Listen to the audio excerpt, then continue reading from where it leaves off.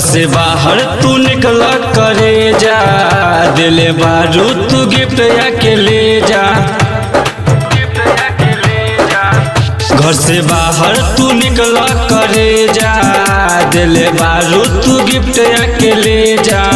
नहीं करेलू तू बात भइल हमसे का घात, नहीं करेलू तू बात भइल हमसे का घात। हम मुआ तानी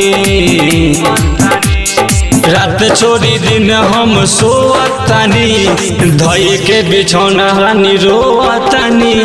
रात छोड़ी दिन हम सोतानी, धई के बिछौना जान रोतानी। Music by DJ Umesh, Shukipur Bazar. तू तो कहत रहलू ये सपना तोरे से शादी रचाइब हो, मम्मी पापा के ले हब मनाए, तोरा के घरे बोलाइब हो। तू तो कहत रहलू ये सपना तोरे से शादी रचाइब हो, मम्मी पापा के ले हब मनाए, तोरा के घरे बोलाइब हो।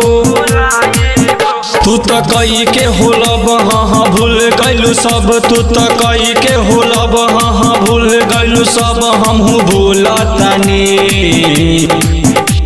रात छोड़ी दिन हम रोतानी, धई के बिछौना जान रोतानी।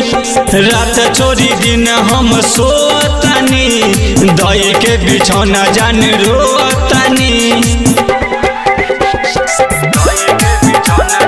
Music by DJ Umesh, Shukipur Bazar. गलती का कहीं दिलवा हम लगा के, चल गइलू हमारा से हाथ तू छोड़ा के। राइटर चंदन से दिल लगा के, अरविंद राज के गइलू भूला के। गलती का कहीं हम दिल लगा के, चल गइलू हमारा से हाथ छोड़ा के।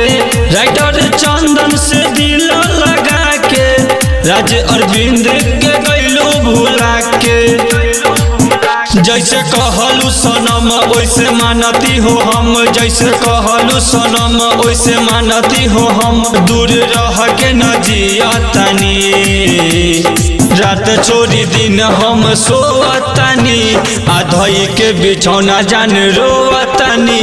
रात छोड़ी दिन हम सोतानी, धई के बिछौना जान रोतानी।